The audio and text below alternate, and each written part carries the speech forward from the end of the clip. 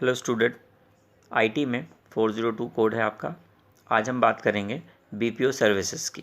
BPO का full form होता है business process outsourcing. Business process outsourcing services means performing business operations through an outside service provider. इसका मतलब आप कोई बिज़नेस चलाते हैं और अपने बिजनेस को ग्रोइंग करने के लिए, बिज़नेस को बढ़ाने के लिए आप किसी थर्ड पार्टी का सहारा लेते हैं और वो आपका प्रमोशन करने का काम करती है। आपके बहुत सारे ऐसे काम होते हैं जो उनको वो देखती है। तो ऐसी जो सर्विसेज होती हैं वो बीपीओ सर्विसेज कहलाती हैं। The BPO industry is highly organised and hence various kind of jobs are outsourced in India.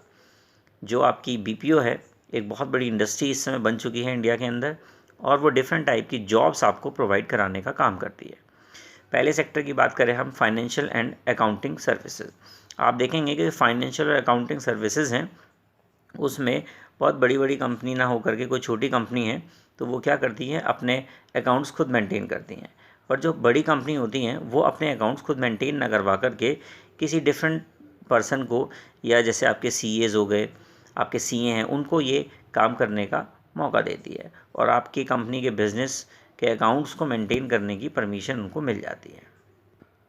किसी बड़ी ऑर्गेनाइजेशन के लिए आपकी छोटी छोटी फाइनेंशियल कंपनियां, या आप ये कह सकते हैं कि छोटी छोटी कंपनियां जो आपके फाइनेंस को देखने में आपकी हेल्प करती हैं, वो एक बीपीओ की हेल्प से आपके अकाउंट्स को मेंटेन करने का काम करती है। सेकंड आता है आपके पास में taxation and insurance services. Taxation and insurance services में आप देखेंगे कि आपकी रिटर्न फाइल करनी है, आपका टैक्स पे करना है, कितना टैक्स आपका कटा है, कितना नहीं कटा है, ये सब कंपनी मैनेज ना करके किसी थर्ड पार्टी को वो दे देते हैं। इसी तरीके से बात आती है इंश्योरेंस सर्विसेज की। कोई भी इंश्योरेंस कंपनी अपने सर्विसेज को, जो आपकी सर्विसेज हैं, उनको बुशअप कराने के लिए बीपीओ इंडस्ट्रीज़ का सहारा लेती हैं। वो कस्टमर्स को कॉल करवाती हैं और अपने प्लान्स के बारे में बताती हैं, जिससे कि कस्टमर आपका प्लान को अच्छे से समझ लेता है और समझने के बाद वो बीपीओ इंडस्ट्री की हेल्प से किसी भी अनदर कंपनी का टर्म प्लान या फिर हेल्थ इंश्योरेंस, इस तरह की कोई भी चीज़ वो खरीद सकता है। और बीपीओ इंडस्ट्री एक सर्विस प्रोवाइड कराती है, क्योंकि बीपीओ इंडस्ट्री बहुत सारी कंपनियों से कनेक्ट होती है। तो जितनी भी इंश्योरेंस सर्विसेज हैं वो बीपीओ सर्विस उन सभी कंपनियों में कंपैरिजन करके कस्टमर को इंश्योरेंस प्रोवाइड कराती है। तो इस तरीके से बीपीओ इंडस्ट्री इंश्योरेंस सेक्टर में ग्रोइंग साबित हुई है और ये इंश्योरेंस सेक्टर को बहुत आगे तक ले जा रही है।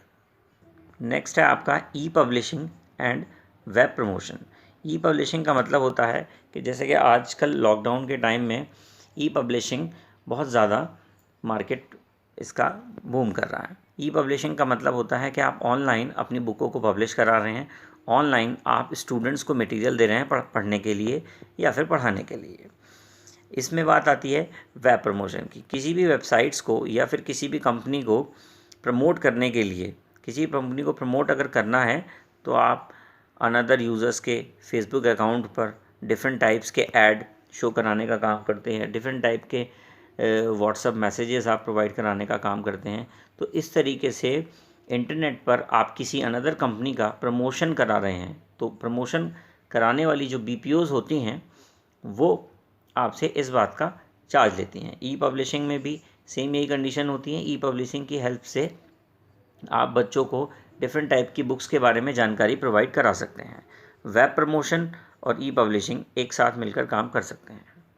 नेक्स्ट आता है आपका multimedia and designing services. Multimedia का मतलब होता है, इसमें हमारे पास में 5 कंटेंट आते हैं। फर्स्ट है आपका video, sound, graphics, multimedia and text. ये इन सभी के कॉम्बिनेशन को हम मल्टीमीडिया कहते हैं। मल्टीमीडिया का मेन पर्पस होता है इन सब के कॉम्बिनेशन से कुछ ग्रुप तैयार करना और उस ग्रुप को आप अपने फेसबुक, व्हाट्सएप, इस तरीके के प्लेटफॉर्म पर उसको फ्लैश करना। डिज़ाइनिंग सर्विसेज का मतलब होता है कि जैसे आप अपनी वेबसाइट डिज़ाइन करवाना चाहते हैं, आप कार्ड डिज़ाइनिंग करवाना चाहते हैं, इस तरह की डिज़ाइनिंग सर्विसेज आपके थ्रू, बीपीओ के थ्रू प्रोवाइड कराई जाती है। बीपीओ का मतलब आप एक तरीके से मान के चलें कि थर्ड पार्टी की बात की जा रही है। आपको अपना विजिटिंग कार्ड छपवाना है तो आप डिज़ाइनिंग सर्विसेज के पास जाएंगे, आपको कार्ड छपवाना है डिज़ाइनिंग सर्विसेज के पास जाएंगे, कोई भी इस तरीके का डिज़ाइनिंग से रिलेटेड आपको काम करवाना है तो आप थर्ड पार्टी के थ्रू आप अपना काम करवाएंगे। नेक्स्ट आपका आता है document management services. Document management का मतलब यहाँ पर होता है कि आपके डेटा को किस तरीके से डिफरेंट टाइप की कंपनियाँ सपोर्ट करती हैं या फिर उसको मैनेज करने का काम करती हैं। आपका जितना भी डेटा है वो एक डेटाबेस में रिकॉर्ड करके रखा जाता है, उसकी इंडेक्सिंग बनाई जाती है और आपको रिट्रीव करने में डेटा को उसमें हेल्प की जाती है। आपका डेटा कहाँ स्टोर हो रहा है, किस पोजीशन पर स्टोर हो रहा है, कितना आपने स्पेस ऑक्यूपाई करा हुआ, उसका आपको रेंट देना पड़ता है। तो वो डिफरेंट पार्ट होता है कंपनी का। कंपनी क्या काम कर रही है, कंपनी अपना काम कर रही है, कंपनी मैन्युफैक्चरिंग कर रही है, डिफरेंट टाइप के प्रोडक्ट्स बना रही है, बट क्या प्रोडक्ट बना रही है, कितना बना रही है, कहाँ सेल कर रही है, कहाँ परचेज़ कर रही है, इन सब का रिकॉर्ड मेंटेन करना वो आपका थर्ड पार्टी मेंटेन कर सकता है। तो इसको हम बोलते हैं डॉक्यूमेंट मैनेजमेंट सर्विसेज। इसका चार्ज कंपनी से लिया जाता है। नेक्स्ट आता है आपका software testing services. Software testing services एक बिग टास्क होता है। जब सबसे पहले हम कोई सॉफ्टवेयर बनाते हैं तो बनाने के बाद हम खुद बनाते हैं उसको, तो हम उसकी खुद की कमियां ढूंढ नहीं पाते हैं।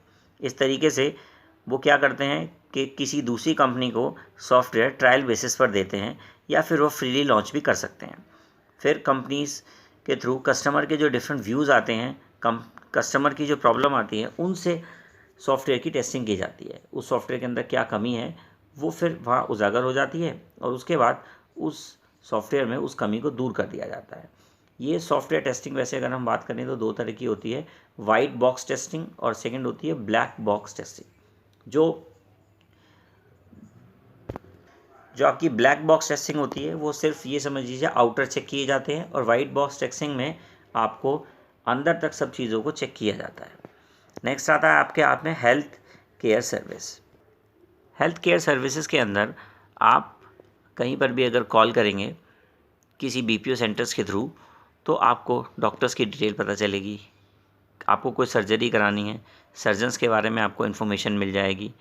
अगर आपने एक बार भी अगर गूगल पर किसी भी चीज़ को लेकर सर्च किया तो उससे रिलेटेड जितनी भी बीपीओस कंपनी है वो एक्टिव हो जाती हैं और आपको क्या इन्फॉर्मेशन चाहिए उससे रिलेटेड आपके पास में कॉल आने लगती हैं। आपने देखा होगा एक दिल्ली के अंदर एक सर्विस चलती है just dial.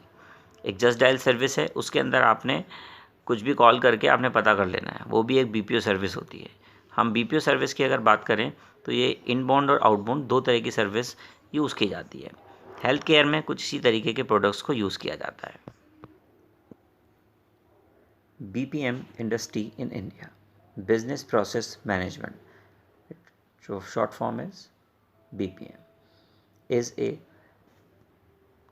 discipline in operation management in which people use various methods of discover, model, analyzing, measures, improve, optimize, and automate automated business process. Any combination of method used to manage a company business process in BPM. The IT BPM industry has also doubled in terms of revenue and contribute to India GDP.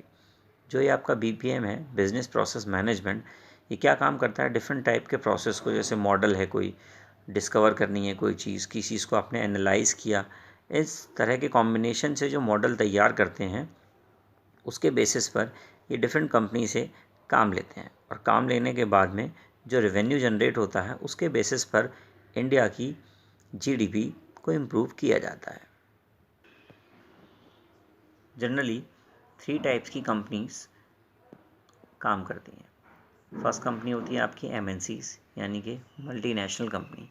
जो company multinational होती है उसके जो working place होते हैं या production house होते हैं या डिफरेंट टाइप के ऑफिसेज होते हैं वो इंडिया में भी होंगे, आउटसाइड इंडिया भी होंगे, यानी कि अलग अलग लोकेशन पर उनके बहुत सारे ऑफिसेस या फिर प्रोडक्शन हाउस हो सकते हैं। बात आती है ISP, Indian service provider. Indian service provider सिर्फ इंडिया के लिए काम करेगी। ऐसी कंपनियां जो सिर्फ इंडिया में काम करने वाली कंपनी को सर्विस प्रोवाइड कराती हैं उनके लिए वो कंपनी ISP कहलाती है। थर्ड होता है आपका GIC, global in house centres. इसका मतलब होता है कि ऐसी कंपनियां जो सिर्फ पेरेंट कंपनियों के लिए काम करती हैं। इसका मतलब होता है कोई एक बड़ा ब्रांड है, जैसे कि मारुति है, मारुति कार बनाती है, पर कार के जो सभी पार्ट्स होते हैं वो डिफरेंट डिफरेंट कंपनियों से खरीदती है। वो छोटी कंपनियां क्या कहलाती हैं? GIC कहलाती हैं। वो छोटी कंपनियां सिर्फ मारुति के लिए काम कर रही हैं, उनका अलग से कोई क्लाइंट नहीं होता है, वो सिर्फ एक ही क्लाइंट को हमेशा अपना माल सप्लाई करते हैं। ऐसी कंपनियां GIC कहलाती हैं। Thank you.